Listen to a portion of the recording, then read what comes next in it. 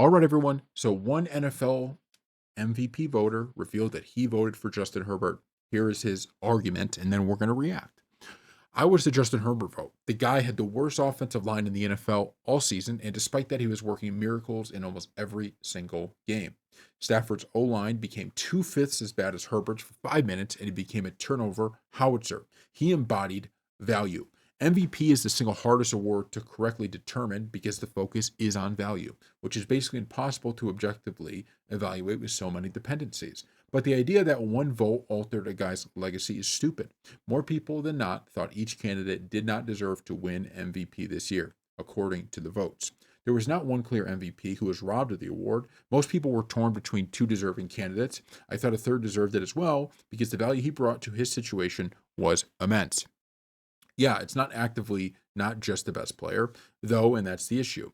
Like it or not, and I don't like it, value is an intrinsic part of the award. It is the focus of the award, and there's no consensus definition or quantification for that. By the way, for the people that don't know, the nominees was just the top five vote getters after the votes were counted. They didn't send a list of five nominees, and I chose from outside that list. I'm not missing it, but when they overvalued the panel of voters, I believe, when they overhauled the panel of voters, I believe they did so to give new viewpoints a voice, not just to repeat people following stats to whatever conclusion. So I think you got to break this down into a few different areas, right? For starters, what's the first thing you got to break down?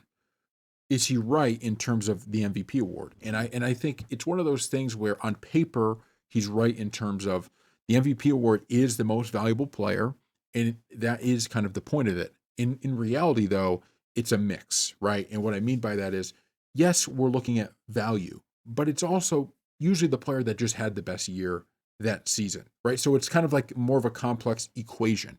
And I think the problem with the argument he's making is that the way he's determining value is basically one in which any player that is viewed as the best player on their team could win the MVP with this. You could say, well, this team had injuries. They did, they got in the playoffs. Therefore, I think they're the MVP. When we look at the stats of the people we're talking about, right? So we'll take Justin Herbert and we'll take Matt Stafford. Herbert had 26 and 13. Stafford had 46 and 8. Stafford was the quarterback for the Rams, who, in my view, were in the toughest division in the league, 12 and 5, right? 14 and 3 was the first seed, who was number one. The other flip side of this, the Chargers were the last wild card, and they were in a division with two teams, one of them that finished 3 and 14, other one that finished 6 and 11, although the Broncos were the one seed. So by winning, the Rams beat them by a game overall record. They also were in the tougher division. I'll give them that the Rams had better quarterback talent or wide receiver talent. And I'll give them obviously that I think there was, the O line did certainly get banged up. But this is an argument that doesn't work when you have the discrepancy of 46 to 8 to 26 to 13. The problem is that value, and this is why the MVP award is more complex.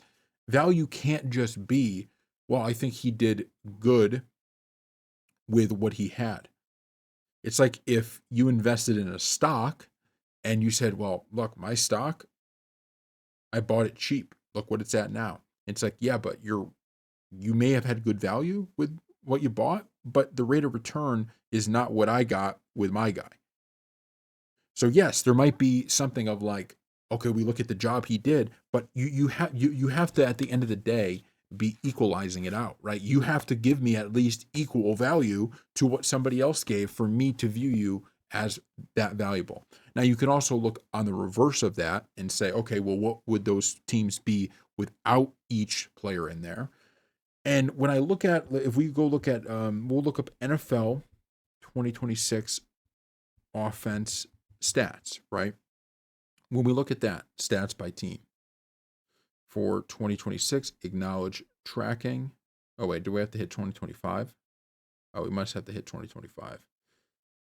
Hold on one second. I probably should have done this before, but this is easier. We're going to go to a new place here where I just want, I just want, they can't just give me points per game here. Why can't we just get points per game?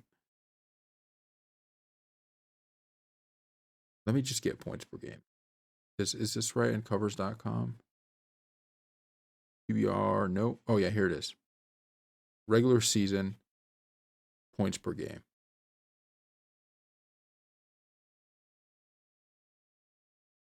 So, according to this, on covers.com, the Rams averaged 30.5 points per game. Okay, that was best in the league. Actually, wait. Well, yeah, it is best in the league, but I thought these were in order. They're not in order. That's fine. If we go to the Chargers come in at 21.6. So once again, we're not getting the value, right? We're not seeing the value. And that's a problem. That's where I think this argument falls apart. This argument he made here would make complete sense if Justin Herbert threw 38 touchdowns and 13 picks. And you're like, okay, well, there's a slight difference between them, but maybe you can make this argument that he would be, that if he had the Rams receivers and all of that, but we're too far away. We're 20 touchdowns away. And I don't care what people say about, oh, well, he was throwing some at like the 2-yard line or whatever, right? He wasn't throwing 20 of them at the 2-yard line, and those still have to count in some way, shape, or form. I don't like the getting into the weeds on all of that. It doesn't, to me, make a whole lot of sense. So that's my problem with this overall, is that I think the argument in theory is a good one, right? Which is the MVP award's about value. So this guy who didn't have as good of a receiving core, offensive line was more banged up, he might have been more value. But you have to at least give me back my investment on that, right? I can't say, well, hey, this investment really paid off value-wise. It's like, okay, but the guy that invested in that got more. He got more for what his investment was. And maybe there was more things involved, but he still got more, right? The overall, at the end of the day, thing that we got out of it was more. And I think that's very important. The Chargers weren't the 1 seed. Neither were the Rams, but there was nothing that tells me that, okay, the Chargers did head and shoulders better than the Rams. In fact, they did worse across the board, and the stats are worse. And I don't think talent, that discrepancy, can be enough for me to look at this and go, you know what? If Matt Stafford was on the Chargers, they would be not even in the playoffs. I don't think that's the case, right? I don't know if Matt Stafford's throwing 46 touchdowns. He's probably not.